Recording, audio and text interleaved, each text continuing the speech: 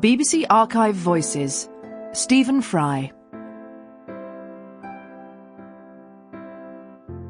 Could Do Better. Broadcast on BBC Radio, 4th of November, 1987.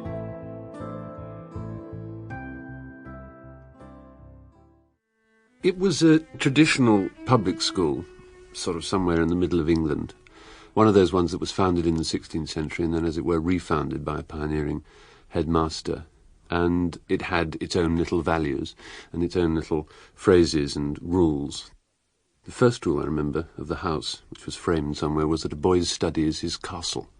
And I think the idea of the school was to produce, in fact they actually used the phrase, a good all-round chap. My father had a study where he worked, and I would be summoned to the study, and he would sit behind a desk, and I would stand in front of him gulping a little, and he would read out selected passages.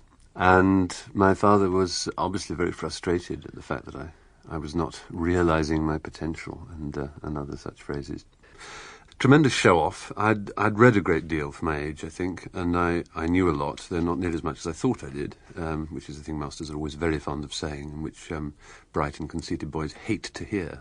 And there's no doubt that at that age, it's very easy to have a rather severe and superior attitude towards schoolmasters. There's a feeling of, that why they're a schoolmaster? If they know so much, they should be out in the real world, which is very unkind, because a lot of them were splendid people. A great respect for teachers, I really have.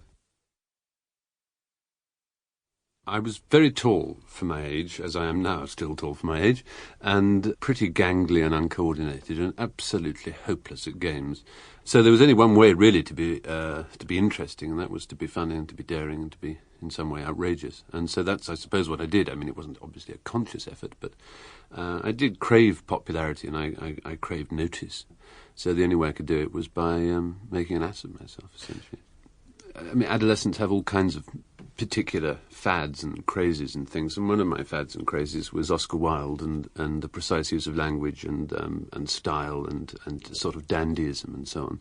And so I think flamboyant is probably a good word. I'm very glad he used it. He might have said he tries to be flamboyant, which would have been done so worse. My father is a scientist, a physicist, and a very able mathematician, and part of one's adolescent anti-authoritarianism, I suppose, centres around a kind of contest with your father. And I'd always had this thing that I'd rather rejected the things he was good at and rather ignored them. And then one point, which we may come to later, I was in fact rusticated from the school for a term. And while I was away, my father...